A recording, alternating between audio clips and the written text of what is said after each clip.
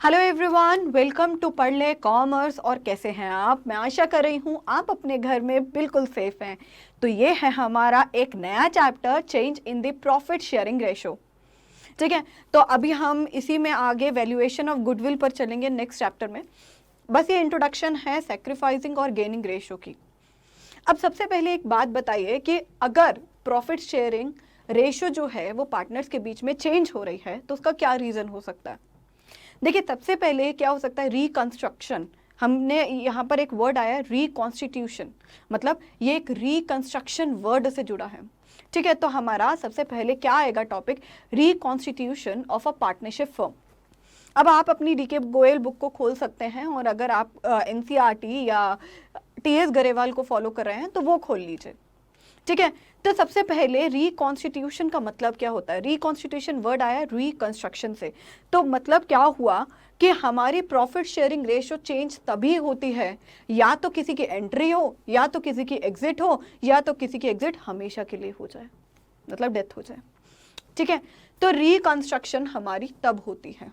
ठीक है, तो यहाँ पर अब हम देखते हैं कि रीजंस क्या है reconstitution of a partnership firm का। सबसे पहले आप यहाँ पर ये देख लीजिए, partnership is a result of agreement. तो पार्टनरशिप क्या होता है, पार्टनरशिप एक रिजल्ट होता है अग्रीमेंट का between the person for sharing the profit of a business. अब पार्टनरशिप क्या है, पार्टनरशिप एक अग्रीमेंट है। पार्टनरशिप क्या होता है, एक अग्रीमेंट ही तो है बिटवीन पर्सन, दो लोगों के बीच में या दो से अधिक लोगों के बीच में। ठीक है, तो यहाँ पर क्या होता है कि भाई हम इतना इतना प्रॉफिट शेयर करेंगे इन द बिजनेस। बिना प्रॉफिट शेयरिंग रेशो के कोई पार्टनरशिप होती ही नहीं है। ठीक है, तो आगे चलते हैं। Any change in the partnership agreement bring to an end to the existing agreement and a new agreement comes force. अगर कोई भी चेंज होता है पार्टनरशिप अग्रीमेंट में तो जो पुरानी जो रेशो होती है, जो पुराना जो पार्टनरशिप होता है वो एंड हो जाता है और एक नया पार्टनरशिप स्टार्ट हो जाता है। ठीक है, in such a case although the firm continues it amount to the reconstitution of the partnership firm, reconstitution of the firm may happen in the following circumstances. अब हम ये क्या कहेंगे कि क्या हो जाता है यहाँ पर, any change in the partnership agreement. अगर पार्टनरशिप अग्रीमेंट में कुछ चेंज हुआ है तो क्या होगा कि पुरानी जो पार्टनरशिप है वो एंड हो जाएगी और फिर क्या होगा, एक नई partnership will come into existence. ठीक है, तो यहां पर नहीं आएगी तो मतलब रिकॉन्स्टिट्यूशन हो जाएगी। अब ये बताइए कि रिकॉन्स्टिट्यूशन ऑफ पार्टनरशिप कौन कौन से सर्कमस्टांसेस में हो सकती है। The main question is this. तो पहला होता है change in the profit sharing ratio among the existing partner. अब रिकॉन्स्टिट्यूशन क्या मतलब क्या है, रिकंस्ट्रक्शन ऑफ द पार्टनरशिप। पहली बात क्या होगी कि पुरानी प्रॉफिट शेयरिंग रेशियो जो होगी वो चेंज हो जाएगी। तो मतलब क्या हो जाएगा, जो फर्म है वो रिकंस्ट्रक्ट हो जाएगी, चाहे अभी एडमिशन हुआ है, रिटायरमेंट हुआ है, नहीं हुआ है, कोई दिक्कत नहीं है। ठीक है, अब हमने जैसे फंडामेंटल में मिनिमम गारंटी देखा था, है ना, तो उसमें हमने कहा था कि सेक्रीफाइस वो इतने इतने रेशियो में करेंगे। तो यहाँ पर क्या है कि रिकंस्ट्रक्शन ऑफ द फर्म तब होती है पहले अगर प्रॉफिट शेयरिंग रेशियो चेंज हो। ठीक है, तो इस पर ये पहला चैप्टर है, फिर सेकेंड एडमिशन, फिर रिटायरमेंट, अलग अलग चैप्टर्स इसी में हैं। ठीक है, तो फॉर एग्जाम्पल अगर हम कहें A and B are in the firm sharing profit in the ratio of 2:1, the future they decide the profit in the ratio of 3:1, it amount to the reconstitution of the firm. तो mainly हमारा क्या है कि reconstitution, ये reconstruction हो क्यों रही है। पहली बात क्या है, या तो पार्टनर वही है लेकिन प्रॉफिट शेयरिंग रेशो चेंज हो जाएगी। फॉर एग्जाम्पल अभी मैंने कहा कि ए और बी हैं, ठीक है, ए और बी हैं, वो यहाँ पर 2:1 की रेशो में प्रॉफिट शेयर करें। बाद में कुछ ऐसा होता है कि वो कहते हैं कि हम रेशो शेयर करेंगे 3:1 रेशो में। ठीक है, तो ये चेंज हो गया। तो पहला रीजन हो गया शेयर प्रॉफिट शेयरिंग रेशो जो है एग्जिस्टिंग पार्टनर, मतलब अभी कोई भी नहीं आया है, नया नहीं आया ना कोई गया है, जो पार्टनर्स हैं उन्हीं के में रेशो चेंज हुई है। तो इस पर ये चैप्टर हम स्टार्ट कर रहे हैं। फिर आ जाता है हमारा admission of a new partner. अगर एडमिशन है तो क्या करोगे, जैसे कि चारू और दिनेश हैं, ठीक है, वो पार्टनर्स हैं शेयरिंग प्रॉफिट इक्वली। अब जो चारू और दिनेश हैं, ठीक है, चारू और दिनेश हैं, उन्होंने क्या करा 1:1 रेशो में वो क्या कर रहे हैं, शेयर कर रहे हैं। अब क्या होता है कि 1 अप्रैल को उन्होंने डिसाइड किया कि जो सुधा है वो भी आ जाए एक पार्टनर की तरह और वो आएगी 1/4 ऑफ द फर्म के लिए, 1/4। अब क्या होगा कि यहाँ पर 1/4 को देने के लिए they will sacrifice in the equal ratio 1:2 into 1/4। तो यहाँ पर क्या होगा, दे विल सेक्रीफाइस, क्या करेंगे ये, यहाँ पर सी और डी सेक्रीफाइस करेंगे सर्टेन अमाउंट ताकि एस को 1/4 शेयर मिल जाए, अपने में से घटाएंगे ना, तो यहाँ पर एडमिशन आ जाता है, तो उसके लिए हमें सेक्रीफाइसिंग रेशियो भी चाहिए। अब retirement of the existing partner, अब रिटायर हो गया कोई, एग्जाम्पल बबीता, गीता एंड सीता, ठीक है, वो पार्टनर हैं, प्रॉफिट को शेयर करें 1:2:3 में। अब सीता कहती है कि भाई मैं तो जा रही हूँ, अब सीता का जो प्रॉफिट शेयर है वो क्या होगा, इट विल बी डिस्ट्रीब्यूटेड, ठीक है, तो गेनिंग रेशियो भी आ सकती है। तो यहाँ पर हम कहते हैं it amount to the reconstitution of the firm. अभी हम बहुत डिटेल में इस चीज़ को पढ़ेंगे, लेकिन अभी आज में हम सिर्फ ये वाला करेंगे, फिर valuation of goodwill next lecture होगा, फिर उसके बाद हम एडमिशन पे चलेंगे। अब डेथ ऑफ अ पार्टनर, अगर पार्टनर की डेथ हो गई, ठीक है, P Q R partners in the firm sharing profit in the ratio of 4:3:2। अब आर मर जाता है और पी और क्यू डिसाइड करते हैं कि उनका जो प्रॉफिट होगा वो इक्वली शेयर होगा। देखो 4:3:2 है, अब आर चला गया तो उन्होंने कहा कि चलो अब हम ऐसे करेंगे, 1:1 की रेशियो में शेयर करेंगे, तो it amount to the reconstitution of the firm. तो ये क्या हो रहा है, रिकॉन्स्टिट्यूशन मतलब अब क्या होता है, डेथ की वजह से भी रिकंस्ट्रक्शन हो जाती है। फिफ्थ पॉइंट आता है amalgamation of two partnership firm. Amalgamation word आया है अमालगमेट से, मतलब क्या हुआ, जुड़ना। अब आप देख रहे हो कि क्या है कि यहाँ पर बहुत ज़्यादा फर्म है, ए है, एक फर्म ए है और एक फर्म बी है, ठीक है, इन दोनों ने डिसाइड किया कि अब वो ए बी बन जाएंगे। क्यों, क्योंकि उनको कंपटीशन को रिड्यूस करना था, ठीक है, वो दोनों एक दूसरे को मेट नहीं कर पा रहे थे, लॉसेस में आ रहे थे, तो उन्होंने सोचा चलो इकट्ठे ही जुड़ जाते हैं, पार्टनर बन जाते हैं, है ना। तो एग्जाम्पल ए और बी एक पार्टनर है प्रॉफिट और शेयरिंग रेशियो में 2:1 में, ठीक है, तो उन्होंने एलिमिनेट करने के लिए क्या, कंपटीशन को उन्होंने क्या किया, जुड़ाव कर लिया, अमेलगमेट कर लिया, ठीक है। Their firm with the firm of C and D who are sharing the profit of the ratio 3:1। The new ratio for A and B and C D are 2:1:1 3:1। अब देखो एक तो पार्टनरशिप थे ए और बी, ठीक है, यहाँ पर क्या रखा है, एक थे सी और डी। अब ए और बी यहाँ पर बोल रखा है 2:1 रेशियो में शेयर कर रहे थे प्रॉफिट, और ये कर रहे थे 3:1 में, ठीक है। इन्होंने कंपटीशन को हटाने के लिए उन्होंने क्या बना लिया, ए बी सी डी एक पार्टनरशिप फर्म बना ली। अब उन्होंने कहा कि अब हम रेशियो शेयर करेंगे 2:1:3:1। अब इसमें क्या हो सकता है, किसी को गेन भी होगा, किसी को लॉस भी होगा, तो उसके लिए हमें गेनिंग और सेक्रीफाइसिंग रेशियो दोनों को देखना पड़ेगा, ठीक है। तो यहाँ पर हमारे रीजन, तो पहला क्वेश्चन आपके पास आ सकता है, what are the reason for constitution of partnership firm, मतलब रिकंस्ट्रक्शन, क्यों रिकंस्ट्रक्ट कर रहे हैं।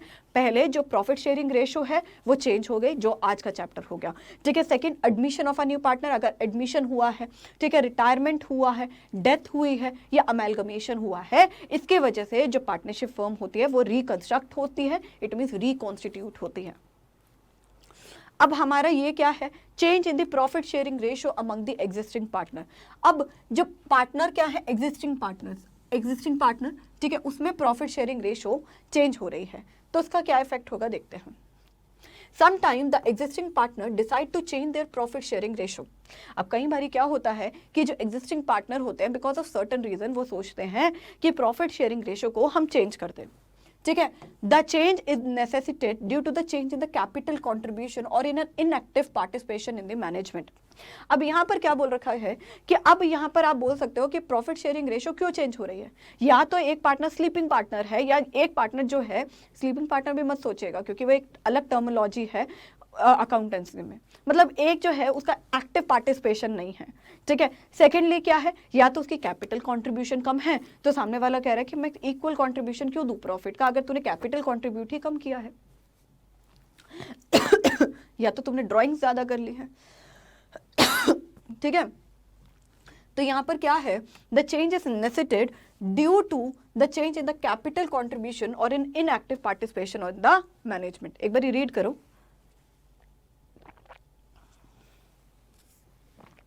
ओके तो यहाँ पर क्या है, some time the existing partner. अब क्या होता है, कई बारी जो एग्जिस्टिंग पार्टनर होते हैं वो प्रॉफिट शेयरिंग रेशियो को चेंज कर लेते हैं। अब क्यों चेंज कर लेते हैं, या तो कैपिटल कंट्रीब्यूशन कम होती है, या सेकंड एक जो पार्टनर होता है वो एक्टिव पार्टिसिपेट नहीं करता है, यही रीजन होता है, वरना क्यों ही बंदा प्रॉफिट शेयरिंग रेशियो को चेंज करेगा, है ना। As a result of the change in the profit sharing ratio, one or more of the existing partner may acquire extra share in the profit at the cost of one or more other partner. तो क्या होता है कि एक partner sacrifice करता है और दूसरे पार्टनर को गेन हो जाता है, तो यहाँ पर सेक्रीफाइसिंग और गेनिंग रेशियो की बात बोली गई है। अब किसी को कहा कि भाई हम चेंज करें, तो किसी ने कोई अब ये तो नहीं हो सकता कि दोनों को ही गेन होगा, है ना, एक को गेन होगा और एक को लॉस होगा, तो यहाँ पर यही चीज बोली गई है। ठीक है, in such a case, in order to maintain equity among the partner, it is necessary to make adjustment for goodwill, revaluation of assets and liabilities, reserve, accumulated profit, losses etcetera. अब यहाँ पर बोल रखा है कि इन सच अ केस, इस case में, in order to maintain the equity, अब आपको इक्विटी को मेंटेन करने के लिए आपको रिक्वायरमेंट है कि आप गुडविल को अच्छी तरह वैल्यूएट करें, valuation of goodwill next topic होगा हमारे लेक्चर का। ठीक है, रीवैल्यूएट करें एसेट्स और लाइबिलिटी को, रिजर्व को, और एक्यूमुलेटेड प्रॉफिट और लॉसेस एक्सेट्रा को।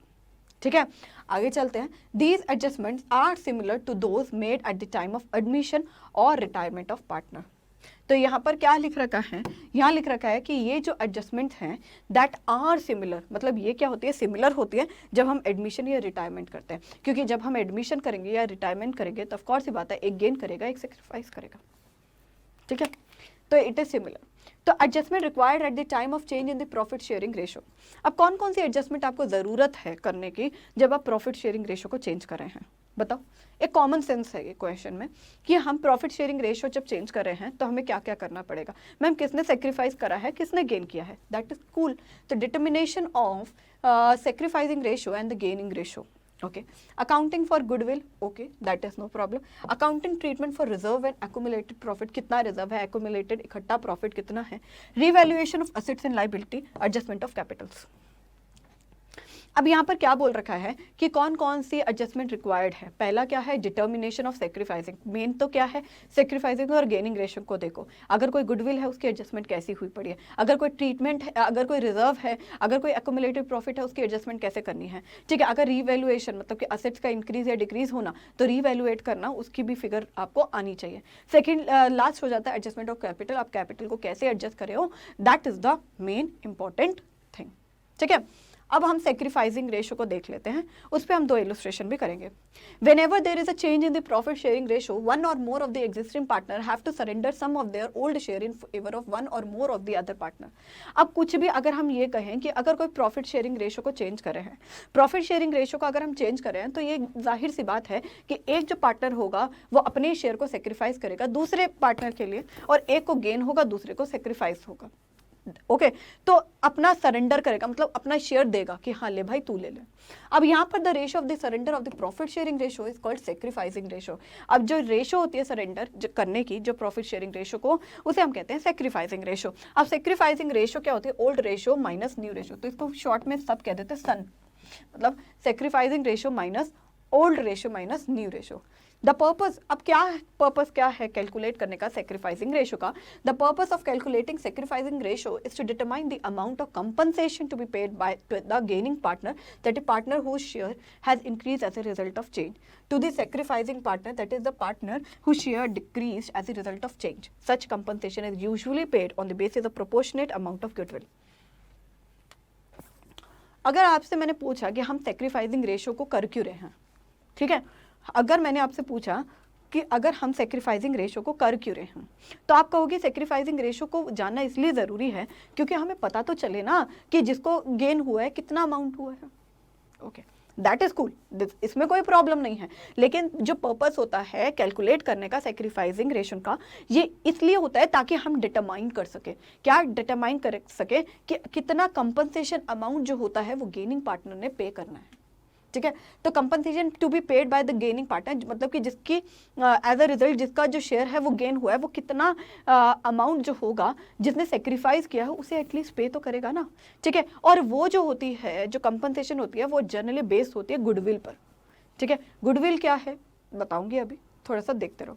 गुडविल मतलब क्या होता है, रेपुटेशन ऑफ द फर्म, मतलब वो एक आर्टिफिशियल असेट है। क्यों, क्योंकि एक गुडविल भी होती है फर्म की जिससे आपको पैसा मिलता है मार्केट में। तो गेनिंग रेशो क्या होती है, as the result in the profit sharing ratio one और more the existing partner gain some proportion of the partner sharing ratio, the ratio of the gaining profit sharing is GNO, मतलब कि gaining ratio is equal to new minus old. ठीक है, तो ये दो आपको देखनी है रेशियोज कैलकुलेट करने के लिए। इसी पर हमारा इलस्ट्रेशन नंबर 1 आता है। क्या आता है? इसी पर हम इलस्ट्रेशन नंबर 1 को करते हैं। ठीक है, ए और B were partners in a firm. A और बी क्या है? पार्टनर है फर्म में। ठीक है, और वो कौन सी रेशियो में करें? 2:1। ठीक है, तो यहाँ पर देखियो सोल्यूशन इसका, देखो यहाँ पर बोल रखा है ए और बी पार्टनर है फर्म में। ठीक है, और लॉसेस इन द रेशियो 2:1। ए और बी शेयर कर रहे हैं 2:1 में। ठीक है, तो ये हमारी क्या हो गई? Old ratio. क्या हो गई? Old ratio. ठीक है, विद द इफेक्ट फ्रॉम 1 अप्रैल 2009, 1 अप्रैल 2009, ठीक है, उन्होंने कहा कि भाई वो इक्वली ट्रीट करेंगे, मतलब share profit and losses equally. तो ये हमारी क्या होगी? न्यू रेशियो हो गई। ठीक है, अब यहाँ पर बोल रखा है calculate the individual partner gain या sacrifice due to the change in the ratio. आप गेनिंग रेशियो से भी निकाल सकते हो, या मैं आपको कहूँ सेक्रीफाइसिंग रेशियो से भी निकाल सकते हो। तो हमने क्या देखा? हमने कहा सेक्रीफाइसिंग रेशियो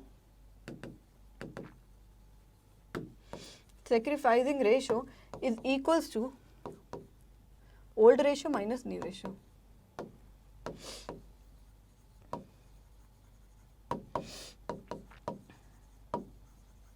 ठीक है, तो अगर old ratio minus new ratio करोगे दैट इज 2/3 माइनस 1/2। तो अगर आप करोगे 6, 4 माइनस 3, ठीक है, दैट इज 1/6 सेक्रीफाइस्ड। ठीक है, ये ए की हो गई। बी की कितनी हो गई? बी की हो गई हमारी 1/3 माइनस 1/2। तो अगर आप यहाँ पर करोगे तो इट विल बी 6, 2 माइनस 2, 3 ज़ा, तो दैट इज माइनस 1/6। यही आ रहा है, यही आ रहा है। 1/2, 1/3 माइनस 1/2। देखो ना, 3 2 ज़ा 6, ठीक है, तो यहाँ 2 हो गया, 2 1 ज़ा 2, 3 ज़ा 6, तो ये हो गया। तो माइनस, अब ये माइनस क्या रिफ्लेक्ट कर रहा है? माइनस रिफ्लेक्ट कर रहा है गेन को। ठीक है, अब क्या हुआ? माइनस रिफ्लेक्ट क्या कर रहा है? गेन को रिफ्लेक्ट कर रहा है। तो आपको माइनस लिखने की ज़रूरत नहीं है। आप यहाँ पर सिंपली क्या कर सकते हो? जब भी माइनस का साइन आए तो मतलब उल्टा है, सेक्रीफाइस नहीं हुआ, गेन हुआ, तो आप ऐसे करके गेन लिख सकते हो। तो लास्ट में आप क्या कहोगे? आप यहाँ पर बोलोगे क्या होगा? ड्यू टू, आप ऐसे लास्ट में लिख सकते हो, due to change in ratio, due to change in ratio, A sacrificed 1/6 share while B gained 1/6 share. While B gained 1/6 share. ठीक है, यहाँ पर आप लिख लो और इसको सॉल्व कर लो। जिसको लिखना है साथ साथ लिख ले। अदरवाइज ये डी.के. गोयल बुक नंबर, अगर मैं पेज नंबर बता दूं आपको, पेज नंबर चाहिए किसी को? रुको भाई, ढूंढने दो।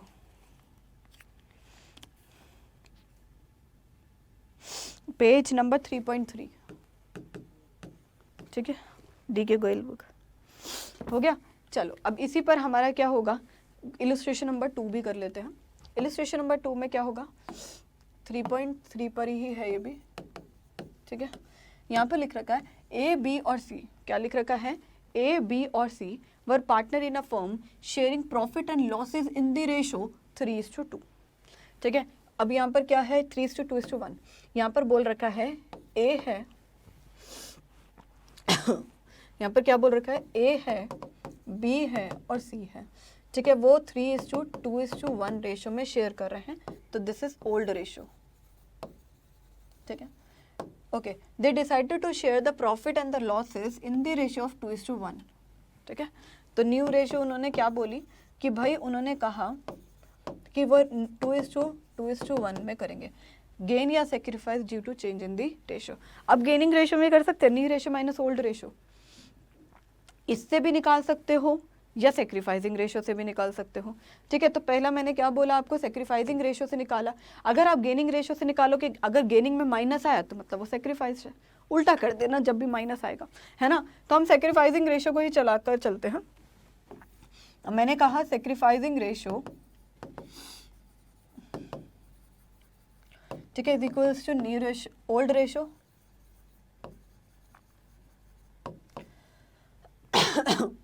Minus new ratio. ठीक है। तो क्या करोगे, ओल्ड रेशो ए की, दैट इज 3 4 5 6, 3/6 माइनस 2/5, यही है ना, 2 2 4 5 3 4 5 6, हाँ ठीक है, ठीक है। तो यहाँ पर क्या करोगे, 5 6 30, ठीक है, 5 15 माइनस 12, दैट इज 3/30, मतलब क्या हुआ है, सेक्रीफाइस हुआ, ठीक है। बी का क्या हुआ, 2/6 माइनस 2/5, तो यहाँ पर क्या करेंगे 30, ठीक है, 5 10 और माइनस 12, तो यहाँ पर आएगा -2/30। तो माइनस की जगह हम क्या लिख देंगे, जनरली आप ब्रैकेट में लिखिएगा गेन, ठीक है, माइनस लिखने की ज़रूरत नहीं है, आप नॉर्मली कह सकते हो यहाँ पर 2/3 का, ठीक है, क्या बोलोगे 2/30 और ब्रैकेट में लिख दो गेन, सिंपल, ठीक है।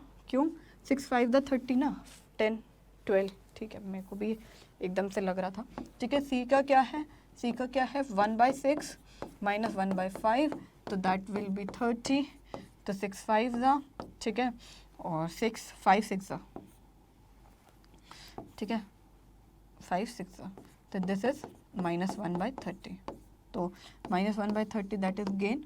I am saying you minus मत लिखिएगा, ठीक है, ब्रैकेट में गेन लिख दो। तो हम लिखेंगे यहाँ पर क्या, due to change in, due to, आप एक चीज़ और भी देख सकते हो, अगर इन दोनों का टोटल करोगे it should be the same, it should be the same, ठीक है। अभी यहाँ पर भी अगर आपने करा कि it should be the same, same होना चाहिए दोनों गेन का, it should be equal to sacrificing, क्योंकि इसने सेक्रीफाइस किया है और उनको इतना गेन मिला है, तो इट शुड बी इक्वल, ठीक है। Due to change in profit sharing ratio, ठीक है। अब यहाँ पर क्या बोलोगे, ए सेक्रीफाइस्ड, लिखो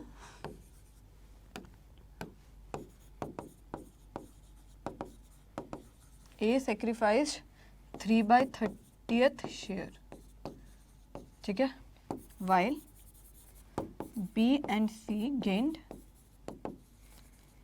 2/3/30th and 1/30th शेयर,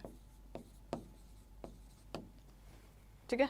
तो एक बार क्रॉस चेक कर लो अपनी बुक में से भी, यहाँ ठीक है, ठीक है। So this was the change in the profit sharing ratio. अब गुडविल का हम एक बार पढ़ लेते हैं कि गुडविल का मतलब क्या होता है, ठीक है, गुडविल का मतलब क्या होता है, ये चीज़ें हम पढ़ लेते हैं। वैल्यूएशन ऑफ गुडविल हमारा नेक्स्ट टॉपिक होगा, ठीक है। अब देखो यहाँ पर क्या लिख रखा है, यहाँ पर लिख रखा है गुडविल मीन्स, गुडविल का मतलब होता है गुड नेम, गुडविल मीन्स आपका मार्केट में अच्छा नाम है, ठीक है, गुडविल है, ठीक है, और the reputation earned by the firm through the hard work and the honesty of its owner. If a firm render good service to the customer who feels satisfied will come again and again, and the firm will be able to earn more profit in future.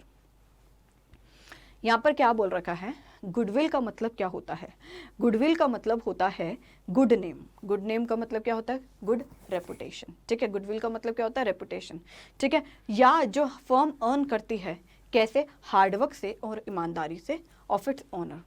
If a firm, अगर जो firm है वो render करती है अच्छी service को अपने customers को, तो क्या होता है, कस्टमर बार बार आता है, और अगर कस्टमर बार बार आता है तो प्रॉफिट ज़्यादा होता है। तो गुडविल और कुछ नहीं होते, आर्टिफिशियल असेट है, that is good name. Thus, the goodwill is the valuation of the reputation of the firm, which enable us to earn higher profit in comparison to the normal profit earned by the firm in the same trade. ठीक है, इन the same trade. अब characteristics of features या आप कह सकते हैं goodwill के क्या है, पहली बात क्या है, गुडविल एक इनटेंजिबल असेट, आपकी बुक में लिखा हुआ है, ठीक है, वही चीज़ लाई हूँ मैं बस। तो क्या है, पहला क्या है कि वो एक इनटेंजिबल असेट है, कैसे मतलब, क्योंकि गुडविल बिलोंग करता है उस कैटेगरी को इंटेंजिबल असेट, जैसे कि पेटेंट्स हो गए, ट्रेडमार्क्स हो गए, कॉपीराइट हो गए, ठीक है। It does not suffer wear and tear and such a question of depreciation does not arise on it as in a case of other asset.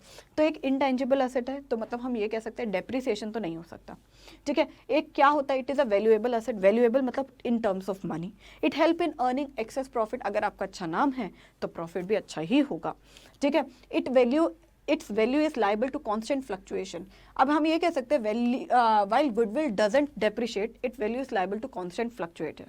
अब मतलब क्या है कि गुडविल एक ऐसा एसेट है जिसकी जो कीमत है वो डेप्रिशिएट नहीं होती है, लेकिन हम ये कह सकते हैं, क्या हम ये कह सकते हैं कि it is always present as a silent asset. मतलब हम ये कहेंगे कि एक साइलेंट असेट है ना, तो इसमें जो वैल्यू है उसकी जो गुडविल की वैल्यू है वो फ्लक्चुएट होगी। आपको समझ में आ रहा है? गुडविल डेप्रिशिएट नहीं होगा लेकिन उसकी कीमत ऊपर नीचे होगी। क्यों? क्योंकि रेपुटेशन पे डिपेंडेंट है। ठीक है, तो यहाँ पर क्या है, इट इज़ डिफिकल्ट। अभी फिफ्थ पॉइंट अगर हम, it is valuable only when entire business is sold. अब अगर हम कहें कि गुडविल की वैल्यू क्या है, जब आप पूरी ऑर्गेनाइजेशन को या आप अपनी पूरी एंटायर पार्ट को सेल करोगे तो आपको पता चलेगा अच्छा आपकी कीमत इतनी है मार्केट में। It is difficult to place an exact value on goodwill, तो it is because the value may fluctuate from time to time due to change in the circumstances which are internal and external to business. अब यहाँ पर क्या बोल रखा है कि it is difficult to place an exact value on goodwill, तो ये बहुत मुश्किल होता है कि आप एग्जैक्ट वैल्यू ऑन गुडविल करो। ठीक है, दिस इज बिकॉज ये इसलिए है क्योंकि वैल्यू में fluctuate from time to time, क्योंकि जो गुडविल है उसकी जो वैल्यू है वो टाइम टू टाइम फ्लक्चुएट होती है due to the changing circumstances. Changing circumstances है जो इटर्नल भी होते हैं और एक्सटर्नल इन द बिजनेस।